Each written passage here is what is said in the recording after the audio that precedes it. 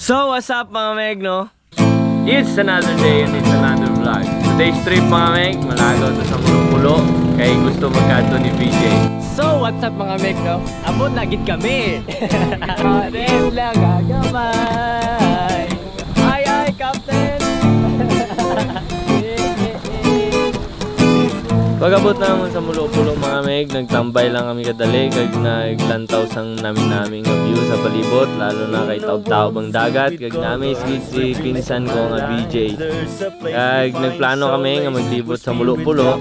So nag-start kami, naglibot kami sa left side kaming part sa Mulo-Pulo nag-agi. Kag siyempre palibutan ni sa bato. Wala, dapat mabalik na.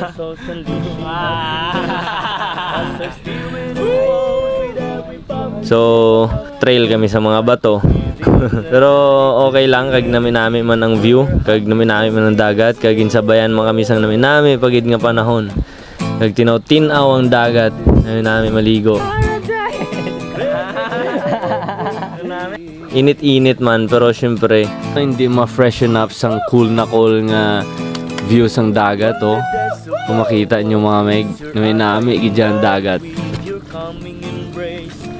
Anyway, wala na di siya sang entrance mga meg. Libre na di subong. Ambot lang sa dason kung libre pa na da. Kag wala man na di sang pamalay kay gamay-gamay man na nga isla. So kung gusto mo sang exclusive island experience, gina-recommend ko gid ang Mulo-Pulo Island.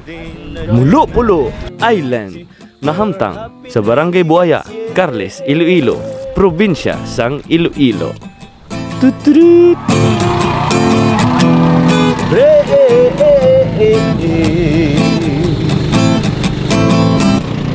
So pagkatapos naman sa Mulo-Pulo mga meg, nag-swing kami sa Gasang Cove para matanaw ni VJ dito ang gina-vlogan namon.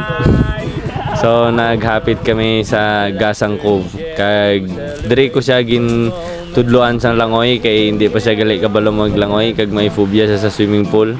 Kung makakita siya sa swimming pool, ginasuyop niya ang tubig para hindi siya malumos.